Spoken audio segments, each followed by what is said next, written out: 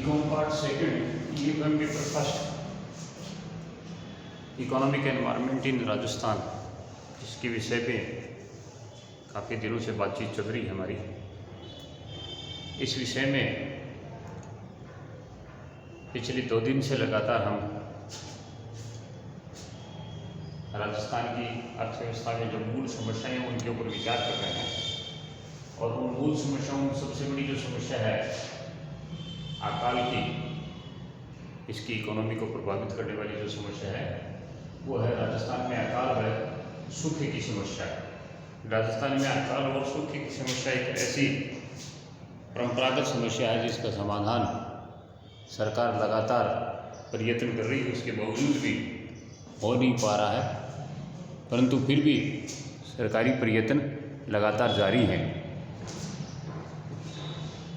कल हमने इसके बारे में राजस्थान में अकाल और सूखे की समस्या क्या है और किस तरह से इसके ऊपर विचार किए थे, और मैंने बताए थे कि यहाँ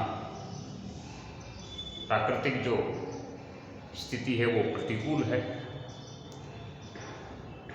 मौसम और बरसात का जो औसत वितरण है वो कम होता है या कभी कभार अत्यधिक मात्रा में होता है। ऐसी स्थिति में ये राजस्थान की सरकार के सामने और राजस्थान की जनता के सामने एक बड़ी विकट समस्या है। राजस्थान में अकाल की वो सूखे की समय समय पर सरकार ने नीतियाँ बनानी शुरू की, उन नीतियों से कुछ हद तक हमें सफलता भी मिली, परंतु हम ये कह सकते हैं कि वो जो नीतियाँ बनाई गई उनमें इतनी सफलता मिलनी चाहिए थी उतनी नहीं मिल पाई। चाहे वो भ्रष्टाचार के कारण से हो, चाहे वो योजनाओं के क्रियान्वयन के कारण से हो, चाहे योजनाओं को समझने के कारण से हो, या योजनाओं का लाभ लोगों के द्वारा न लेने के कारण से हो सकती है। फिर भी सरकारी प्रयत्न अपने आप में सराहनीय हैं, जो लगातार राजस्थान की इकोनॉमी को सुदृढ़ और मजबूत करने के लिए, आधारभूत ढांचा अच्छा बनाने के लिए, विकसित बनाने के लिए सरकार प्रयत्न कर रही है। राजस्थान में अकाल और सूखे की जो समस्या है वो विकट समस्या है। मैंने कहा था कल आपको कि लोगों का एक स्थान से दूसरे स्थान की ओर पलायन होना शुरू हो जाता है। हमारी जितनी भी पशुधन संपदा है वो कम होने लग जाती है, उनकी नस्लें खराब होने लग जाती हैं, लोगों को रोज़गार की समस्या आ जाती है। इन सब बातों के ऊपर हमने विचार किया था। आज हम इनके समाधान के लिए कुछ बातें देखेंगे और समाधान के लिए राजस्थान में अकाल और सूखे की समस्या का समाधान करने के लिए सरकार ने कुछ नीतियां बनाई हैं, समय समय पे कुछ पॉलिसीज बनाई हैं।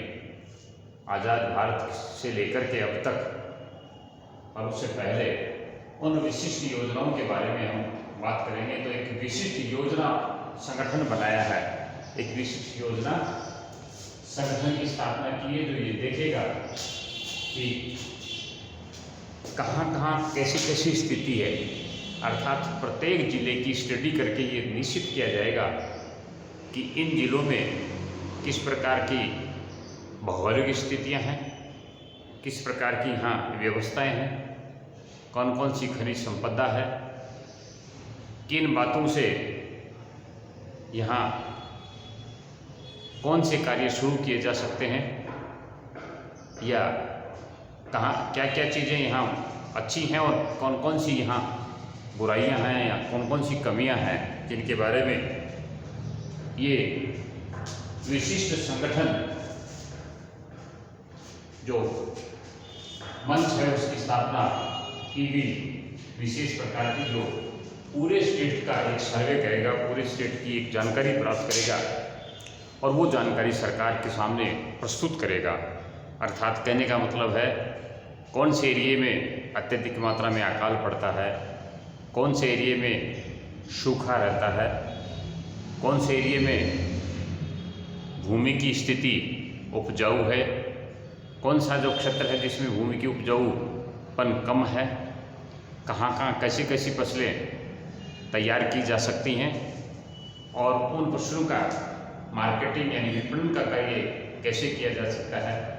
ऐसी छोटी छोटी बातें, लोगों को रोजगार कैसे दिया जा सकता है, सूखे की समस्या से कैसे निपटा जा सकता है, अकाल की समस्या से कैसे निपटा जा सकता है, लोगों का पलायन कैसे बंद किया जा सकता है। यानी ऐसा एक विशेष संगठन जिसकी स्थापना 70 के दशक में की गई, जो विभिन्न प्रकार की योजनाओं को आगे बढ़ाने के लिए और उन योजनाओं में विभिन्न प्रकार के प्रावधान रखने के लिए ये स्टडी लगातार करता रहता है और सरकार को प्रस्तुत करता रहता है। इसकी स्टडी और इसके प्रस्तुतिकरण के आधार पर सरकार ने जो प्रयत्न शुरू किए वो ये कि जो सूखा संभावित क्षेत्र है, सूखा संभावित क्षेत्र की जब चर्चा करते हैं तो दिमाग में आपके भी आती है बात और हमारे भी आती है कि वो जैसलमेर बाड़मेर से लेकर के और झुंझुनू तक का जो बेल्ट, पश्चिमी राजस्थान का और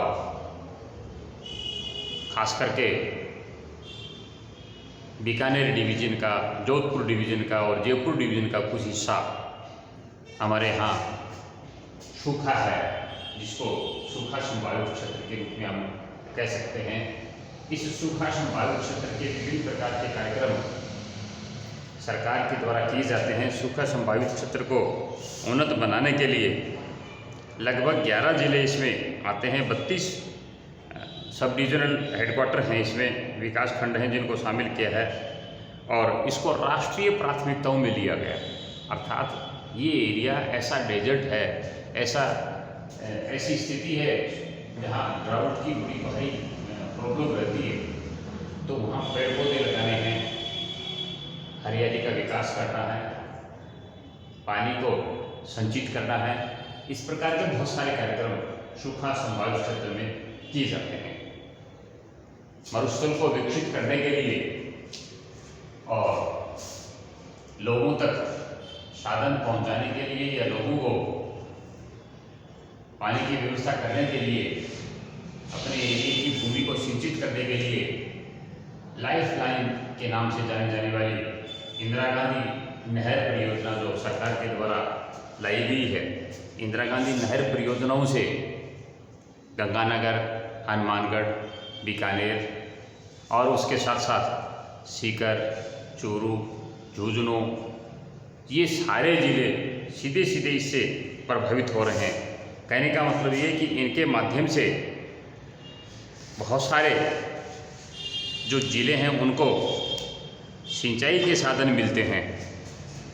यहाँ की भूमि सिंचित हो रही है और सिंचित होने के कारण से हम देख रहे हैं कि गंगानगर और हनुमानगढ़ की जो पैदावार है वो भरतपुर और अलवर से कम नहीं है।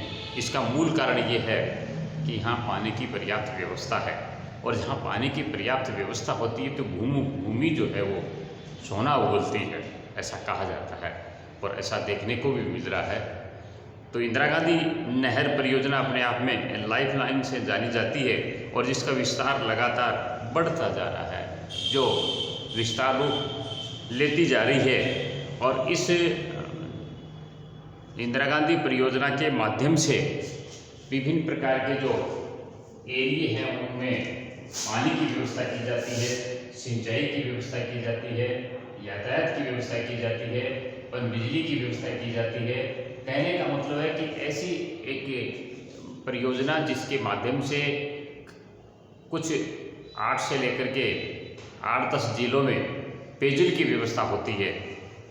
पेयजल की व्यवस्था बड़ी समस्या है, जैसे चूरू है, झुंझुनू है और सीकर का कुछ बेल्ट ऐसा है जहाँ पर्याप्त पीने का पानी नहीं, तो वहाँ जलधारा योजना के तहत इस इंदिरा गांधी नहर के माध्यम से पानी पहुँचाया जा रहा है और हेड टैंक्स बनाए जा रहे हैं, लाइन डाली जा रही है और सप्लाई पानी की उन गाँवों में शुरू हो चुकी है। सीकर में फतेहपुर की स्थिति है, लक्ष्मणगढ़ की स्थिति है, इसी प्रकार झुंझुनू के पूरे एरिए की स्थिति है, इसी प्रकार चूरू जो है वो पूरा बेल्ट इससे प्रभावित है। चूरू के बहुत सारे बेल्ट में गर्मियों के दिनों में इतनी किल्लत आ जाती है पानी की कि लोग पानी के लिए तरसते हैं और इस पेयजल की व्यवस्था करने के लिए सरकार लगातार प्रयत्न कर रही है और वो सफलता भी मिली है। अगला जो सुख है और अकाल से निपटने के लिए मरु विकास कार्यक्रम है, मरुस्थल को रोकना। धीरे धीरे मरुस्थल लगातार बढ़ता जा रहा है। मरु विकास कार्यक्रम भी राष्ट्रीय कार्यक्रम के रूप से माना जा रहा है। मरु विकास कार्यक्रम में कभी हम विदेशी मदद के माध्यम से, कभी हम राष्ट्र के प्रयत्नों से चारों तरफ पेड़ पौधे लगाने का कार्य 1977-78 से कर रहे हैं। मरु विकास कार्यक्रम 1977-78 से लगातार चल रहा है।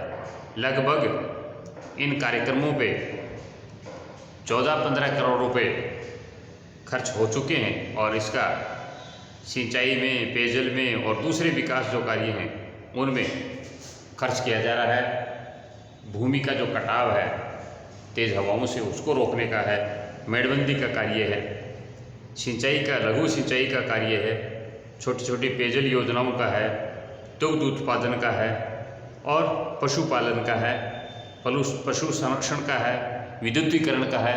यानी कहने का मतलब ये है कि मरुस्थल का जो विकास है उनमें जितने भी आयाम स्थापित कर सकते हैं उसके माध्यम से हम लगातार ये कार्य करते जा रहे हैं। हमारी बेसिक नीड थी, हमारी मूल आवश्यकता थी पेयजल की व्यवस्था करना। देखो मित्रों, वर्षों से हमारे सामने एक बड़ी समस्या है पीने योग्य जल, पीने योग्य पानी। पानी बहुतायत है, परंतु पानी की बहुतायता तभी है जब उसका सदुपयोग किया जाए। अगर उसका दुरुपयोग किया जाता है तो पानी अपने आप में सीमित साधन है, ऐसा प्राकृतिक साधन जिसकी प्रकृति आपसे कोई कीमत नहीं वसूलती। इसके बावजूद भी हम पानी का दोहन बड़ी तेज़ गति से कर रहे हैं। बहुत सारे जो एरिया हैं उनमें इतना ज़्यादा दोहन किया जा रहा है कि जो नीचे का पानी है भूगर्भ का, वो धीरे धीरे उसका जल स्तर कम होता जा रहा है।